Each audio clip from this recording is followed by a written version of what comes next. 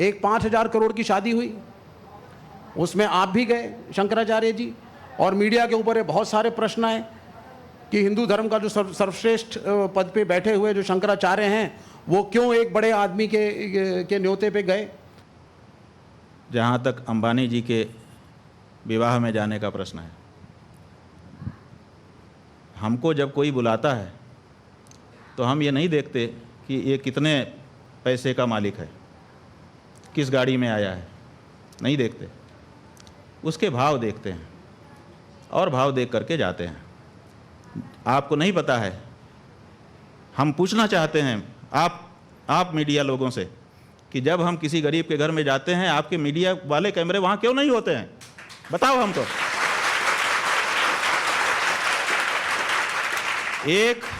एक अंबानी के विवाह में हम गए, आप हमसे प्रश्न पूछ रहे हो।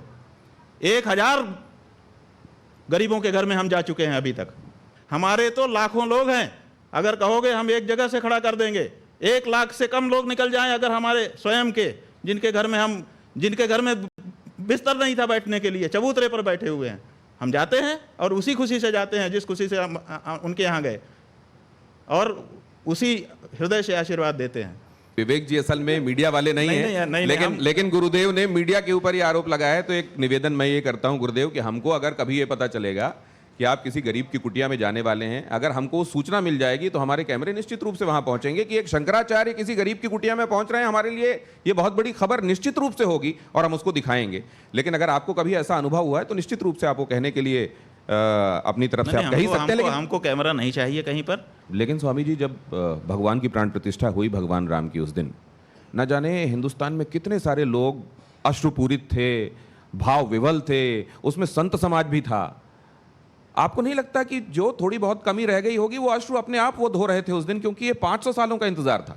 देखिए, 500 सालों का जो इंतजार है, आप बहुत देर से भूखे हो तो क्या कच्चे ही खा लोगे? कम से कम पका के तो खाओ, नहीं तो पेट में जा करके दर्द हो जाएगा। बुभुक्षितः किम द्विकरेण भुंक्ते, बहुत ज़्यादा भूखे हो तो 2 हाथ से थोड़े खा सकते हो, मुंह तो एक ही है। इसलिए एक कवर को खा के उसको चबा करके तब अगला कवर डालना पड़ता है मुंह में।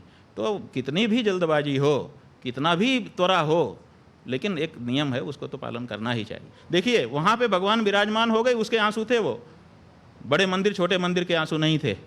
हमारी जगह पे हम फिर से आ रहे हैं, इस बात के आंसू थे, और वो आंसू छोटे मंदिर में भी हो सकता था।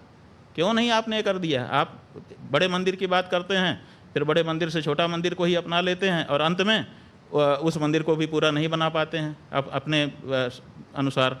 खुद एक संत उत्तर प्रदेश के मुख्यमंत्री हैं, कहीं ऐसा तो नहीं है कि सब चीज़ें विधान के हिसाब से सही हुई, लेकिन जो कहते हैं मुंडे मुंडे मतर भिन्ना, उस वजह से ये बातें हो रही? देखिए, विधान कोई मुंड में नहीं होता है। आपकी ये गलत धारणा है कि विधान मुंड में होता है। विधान पहले से लिखा हुआ होता है। अंबेडकर चले गए, नेहरू चले गए, राजेंद्र प्रसाद चले गए, 176 लोग जिन्होंने संविधान सभा में काम किया था, उनके हस्ताक्षर संविधान के अंत में हैं, वो सब चले गए, लेकिन संविधान जहाँ का तहाँ है। तो मुंड में मति होती है, ऐसा नहीं है। मुंड में विधान नहीं होता, विधान तो सामने लिखा हुआ होता है। मुंड तो उसकी समयानुसार व्याख्या करता है। इतनी छूट है मुंड को कि अपने समय के अनुसार तुम व्याख्या कर लो, लेकिन मुंड को लाइन अपने अनुसार क्रिएट करने की छूट नहीं है कहीं पर भी।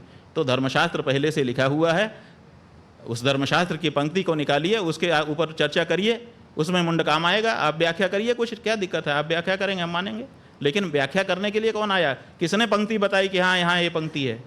पंक्ति तो पंक्ति है, आपको व्याख्या करने की मुंड में छूट है, इससे ज़्यादा छूट नहीं है। तो जब मुख्यमंत्री आपको एक संत दिखाई देते हैं तो क्या ये बात आपको आश्वस्त नहीं करती कि चीज़ें सब विधान के हिसाब से ही हो रही होंगी? देखिए, बात यह है कि संत क्या और असंत क्या, जो जिस गद्दी पे बैठा है उस गद्दी की अपनी मांग होती है।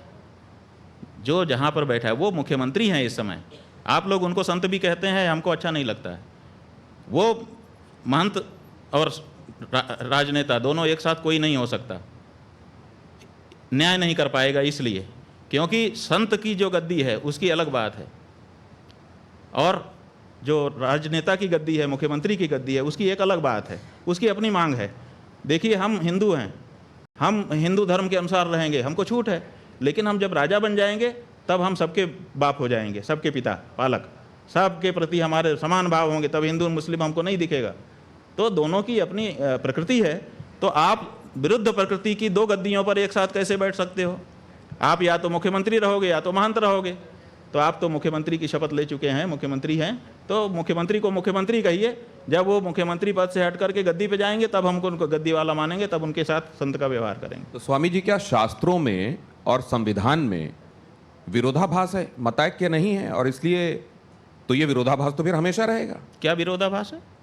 आप कह रहे हैं कि जो संविधान की गद्दी में बैठा हुआ है, हाँ, वो शास्त्र के हिसाब से होने वाली गद्दी में नहीं हो सकता, और जो शास्त्र वाली गद्दी में बैठा हुआ है वो संविधान वाली गद्दी में नहीं हो सकता। ठीक है। मतलब क्या इनमें विरोधाभास है क्या, शास्त्र में और संविधान में? हाँ, बिल्कुल विरोधाभास है। धर्म शास्त्र की अपनी मर्यादा है, उसके काम करने का अलग तरीका है। तो जो शास्त्र को मानने वाले होंगे वो संविधान के हिसाब से नहीं चल सकते, और जो संविधान को मानने वाले होंगे क्या वो शास्त्र के हिसाब से नहीं चल सकते? देखिए, संविधान के मानने वाले शास्त्र के अनुसार कहाँ चल रहे हैं? आपको समान नागरिक संहिता क्यों बनाने की जरूरत पड़ रही है, बताओ? अगर शास्त्र और संविधान दोनों साथ साथ चल सकते हैं तो आप समान नागरिक संहिता के बारे में क्यों लंबे समय से सोच रहे हो, क्यों उसकी बात करते हो? समान नागरिक संहिता बनानी ही इसलिए पड़ रही है क्योंकि धर्म अलग रास्ते जा रहा है। और देखिए, धर्म जो है वो लोक के साथ परलोक को भी सोचता है, और संविधान में परलोक की कोई व्यवस्था नहीं है। कैसे हमारी आवश्यकताओं की पूर्ति वो करेगा संविधान? इसीलिए धर्म को छोड़ करके हम कैसे संविधान पर पूरी तरह से अवलंबित हो सकते हैं? उसमें परलोक की कहाँ चर्चा है, बताइए? वो केवल लोक के बारे में व्यवस्था बताता है, और हमारा धर्म वो लोक और परलोक दोनों को सुधारने की बात करता है। अंतर है दोनों में। तो जो भारतीय नागरिक है और शास्त्र में सनातन धर्मी भी है, वो क्या करे? वो संविधान को माने कि शास्त्र को माने? शास्त्र को मानना होगा, क्योंकि शास्त्र लोक परलोक दोनों की चर्चा करता है, और हमारा जो जीवन है उसमें लोक परलोक दोनों समाहित हैं। इसलिए जहाँ तक हमको संविधान चोट नहीं पहुंचाएगा वहां तक हम उसको मान लेंगे, लेकिन जहां चोट पहुंचाता होगा वहां तो हमको धर्म को ही, धर्मशास्त्र को ही चुनना होगा। ऐसा ही कोई व्यक्ति स्वामी जी रहा होगा जिसने अभी एक ब्राह्मण लड़के की, जिन लोगों ने हत्या कर दी है मानते हुए कि वो गौरक्षक है, गौ विरोधी है, और वो गौ मांस ले जा रहा था साथ में, उसने कह दिया कि मुझसे भूल हो गई, जा करके सरेंडर कर दिया। आपका जो संविधान कानून बना है उसको भोगने के लिए तैयार है। आप क्या चाहते हैं इससे ज़्यादा? आपकी पुलिस को मशक्कत भी नहीं करनी पड़ी, बहुत सारी टीमें भी नहीं बनानी पड़ी। वो तो स्वयं सामने आ गया, आकर के उसने समर्पण कर दिया कि मुझसे भूल हो गई, गलती हो गई, और मैं तैयार हूँ, जो आपका कानून है उसके अनुसार मुकदमा चलाइए, सजा दीजिए। तो गौ रक्षा के लिए जो लोग कानून हाथ में लेते हैं वो आपके हिसाब से ठीक करते हैं? भाई, गौ रक्षा के लिए कानून हाथ में लेने के लिए हमको आदेश है। हमारे शास्त्र कहते हैं कि गौ हत्यारे को गोली मार दो, है आदेश। हमने अपने मन पे पत्थर रखा है और भारत की सरकार से अपेक्षा की है कि ये हमारे हृदय पर जो चोट है उसको दूर करेंगे। कानून दूर नहीं कर रहा है तो आखिर हिंदू कब तक ये सहता रहेगा? 75 से ज़्यादा साल हो गए, हम छाती पे पत्थर रख करके बैठे हैं कि हमारी माँ को मारा जा रहा है, कानून कुछ न कुछ हमारी मदद करेगा।